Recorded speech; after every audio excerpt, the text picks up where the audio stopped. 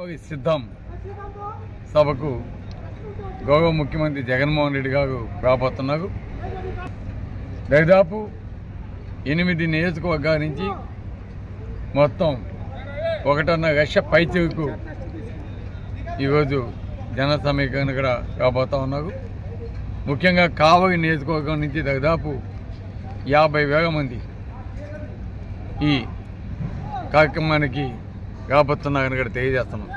జగన్మోహన్ రెడ్డి గారు ముఖ్యంగా పేదలకు చేసిన మంచి పనులు, పేద ప్రజలకి ఇచ్చిన హామీలన్నీ కూడా నెరవేర్చడం, అదేవిధంగా ముఖ్యంగా ఈరోజు అక్క చెల్లెమ్మకి సంబంధించి ఒక బిడ్డని చదివించేదానికి జగన్మోహన్ రెడ్డి గారు తీసుకున్న నిర్ణయాలు, రైతాంగానికి సంబంధించి పాడి పంటకు సమృద్ధిగా పండేదానికి సంబంధించిన నిర్ణయాలు, అదేవిధంగా ఆరోగ్యానికి సంబంధించి గ్రామాల్లో ఆరోగ్య సెంటర్స్ పెట్టడం, ఇవన్నీ కూడా ఈరోజు ప్రజలకి నచ్చాయి. కాబట్టి ఈరోజు ప్రజలంతా కూడా ఒకటే కోరుకుంటున్నారు, జగన్మోహన్ రెడ్డి గారు మళ్ళా ఈ రాష్ట్రానికి ముఖ్యమంత్రి కావాలి.